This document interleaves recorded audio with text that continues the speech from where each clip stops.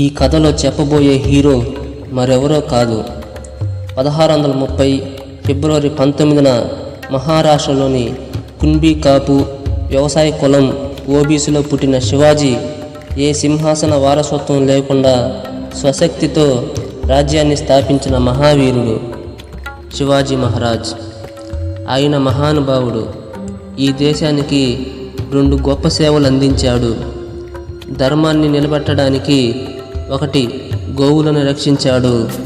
గోవులను రక్షించడమే జీవన కర్తవ్యంగా పెట్టుకొని గోవులను కాపాడినవాడు శివాజీ.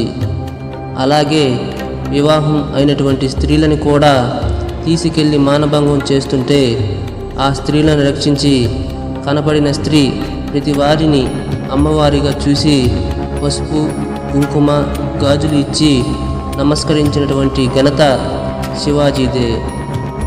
యుద్ధంలో తన శత్రువులు అయినటువంటి పరమతానికి చెందినటువంటి స్త్రీలుగాన దొరికితే ఖైదీలుగా వాళ్ళకి చీర పసుపు కుంకుమ అంటే వాళ్ళు పెట్టుకోకపోయినా వాళ్ళకి 5వ తన చిహ్నాలుగా ఉన్నటువంటి వాటిని ఇచ్చి కన్న తల్లిగా భావించి నమస్కరించి పల్లకిలో వెనక్కి పంపించిన శివాజీ మహారాజ్.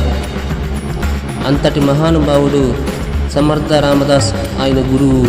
అటువంటి శివాజీ గోరక్షణం చేస్తున్నటువంటి రోజులలో సనాతన ధర్మాన్ని నిలబెట్టడానికి హిందూ మతం పేరు మీద కోటలు నిర్మించి 5వ సామ్రాజ్యాన్ని ఏర్పాటు చేస్తున్న రోజులలో ఆయనకి శక్తి యొక్క అండ కావలసి వచ్చింది, అమ్మవారి అండ కావలసి వచ్చింది. అటువంటి రోజులలో శ్రీశైల క్షేత్రానికి వెళ్ళి ఆ రోజులలో మీరు శివాజీ మహారాజ్ యొక్క చరిత్ర చదివితే తెలుస్తుంది. అడిగిపోయారు మంత్రులు సేనాధిపతులు. ఇదేమిటి, ఇంత ప్రౌఢమైన వయసులో ఇంత యుద్ధ సమయంలో అకస్మాత్తుగా వెళ్ళి ధ్యానంలో కూర్చుంటున్నాడు, అసలు బయటికి రావడం లేదని భ్రమరాంబ అమ్మవారిని ధ్యానం చేస్తూ కూర్చున్నాడు శివాజీ మహారాజ్. కూర్చుంటే భ్రమరాంబ అమ్మవారు ప్రత్యక్షమై నీకు నేను ఒక ఖడ్గాన్ని బహుకరిస్తున్నాను. ఇది నువ్వు పట్టుకున్నంత కాలం ఇక నీకు యుద్ధంలో ఎదురులేదు. ఈ ఖడ్గం పట్టుకుని 5వ సామ్రాజ్యాన్ని స్థాపించమంది. బ్రహ్మ అమ్మవారు కటాక్షించినటువంటి ఖడ్గాన్ని చేత పట్టుకుని శివాజీ 5వ సామ్రాజ్యాన్ని స్థాపించాడు.